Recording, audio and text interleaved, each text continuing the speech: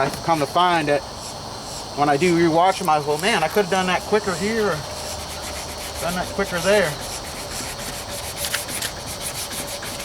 So it's like learning tools, learning tips. After action reviews. What could I have done better? My videos are more or less like lessons learned.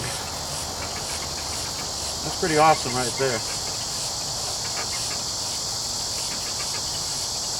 Something says, well, do you strip the whole panel? Well, I really don't want to. I'm not sure. But I do know I got to feather that down. So what I'm going to do is I'm going to take this off the block, like here, okay?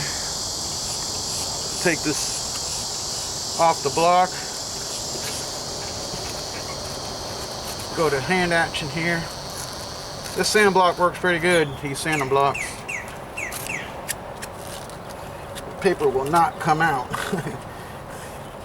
Meaning it's not going to release, you gotta. So it's pretty well, these little tacks things. Anyway, let me get this out. Alright.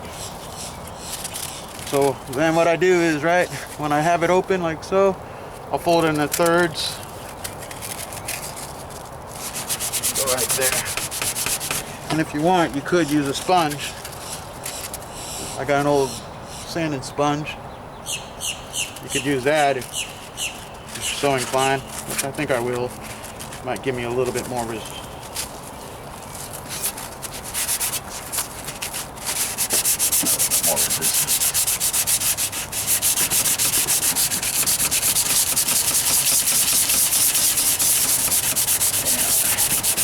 The goal is right here where it's a little bit loose.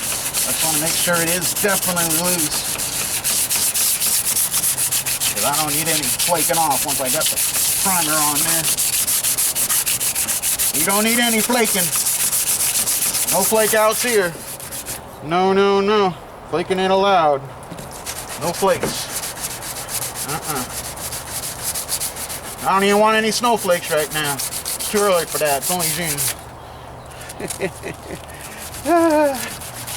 Yep.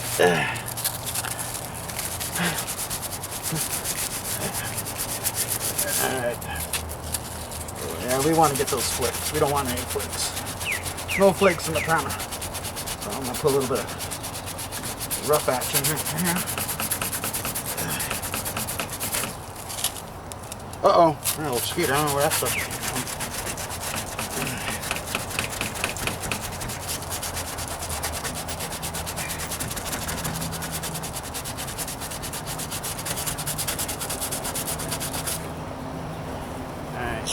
Well, it's smooth though. Main thing too, looks deceiving, right? You look at it, oh, that ain't smooth, you say to yourself, but then you touch it and you go, yeah, it's smooth. So use that hand of yours. That hand of yours will tell you a lot. It'll tell you more things you ever thought. But then just your naked eye, touch it.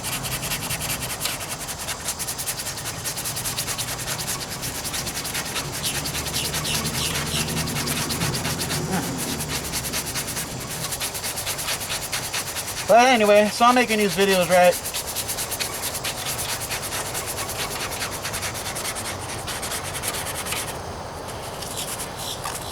Because why not? Why not?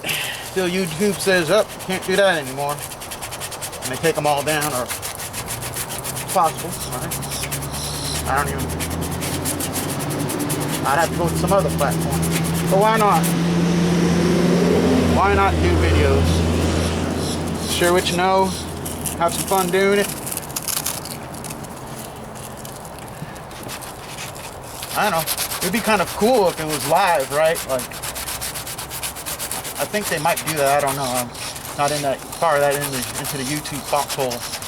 But if I was filming and then simultaneously people would be talking to you, I think they do that. I think that is possible, right? Like you're doing live body work and somebody says, hey man, how about doing that? Like as you're like in a studio. Yeah, I'm pretty sure they got that, right?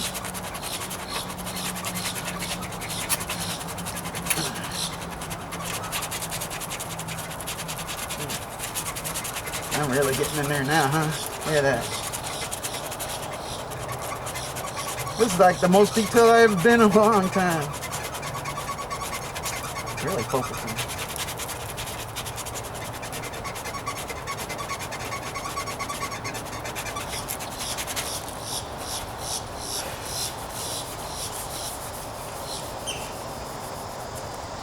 Yeah.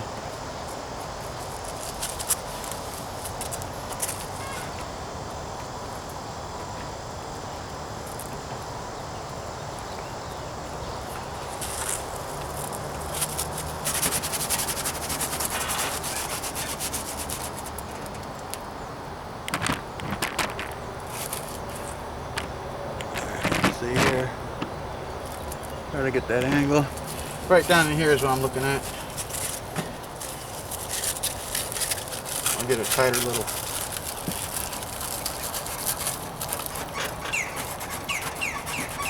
Sometimes too, I think when I do tape up in this tight area, I would be scratching the lens, right? So sometimes just go ahead and pre-tape in, even though you may have to tape again.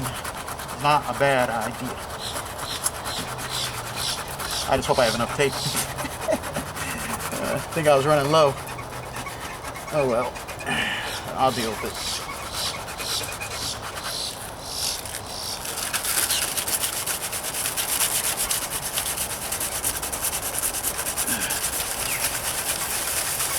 When I do the circle action, I'll know for sure how much more is going to come off. Or how much peels away, I should say. A lot of times paint just peels away. I've come to find when paint does peel away, because whether it didn't have good adhesion in the first place, when it peels off in strips.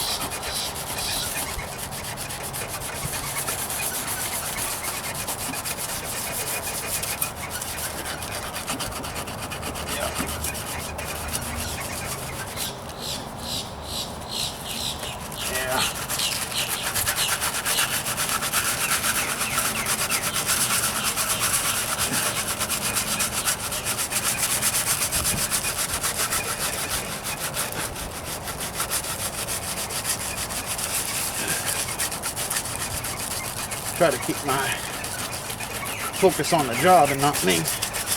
Guys didn't come to see me, come to see the work. So I try to stay out of the pictures as much as I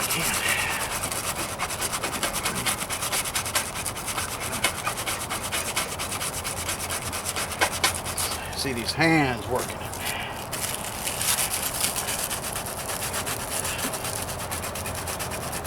There you go. Feeling good about that.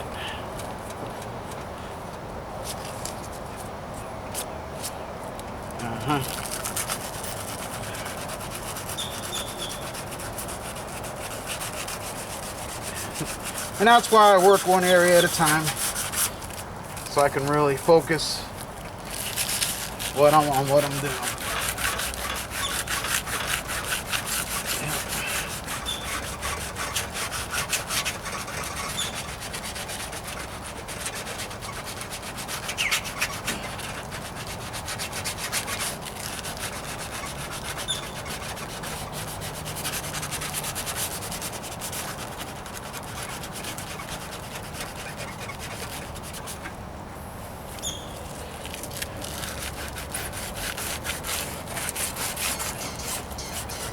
Pretty cool, like when you do this stuff for a while and you get kind of confident a little bit,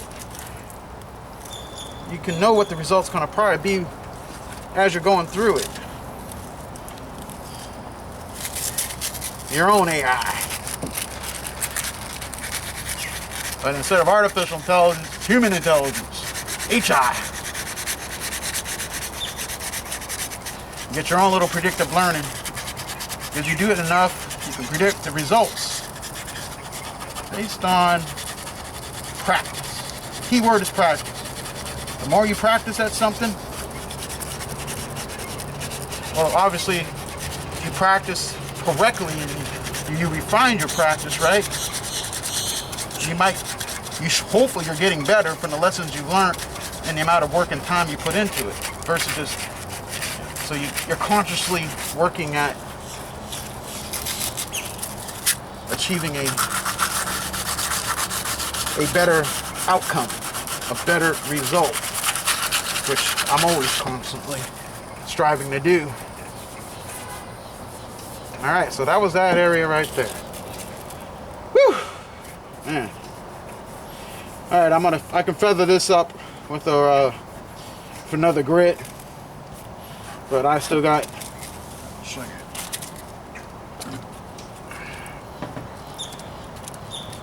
Alright, I still got all this to do right here.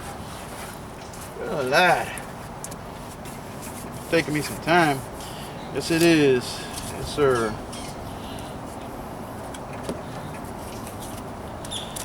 Alrighty, so I'm gonna call this part 2.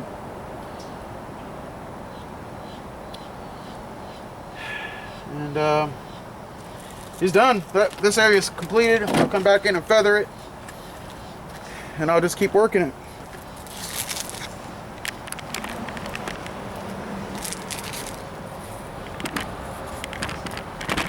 All right, I'll get you up close and personal right now.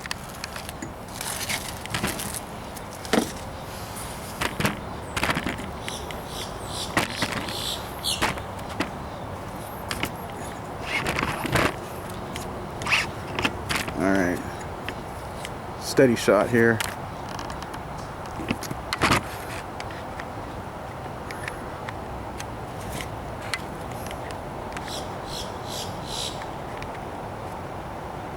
So that's what you're looking at. That little dot, it seemed to be gone away. Maybe working it out of the lens last night. The little black dot in the lens worked. I was using them anyway. You probably don't know what I'm talking about. Okay, so that concludes part 2. I'll come back with part 3 in a little bit. This is Abel Craft. If I can do it, you can do it better. Don't give up.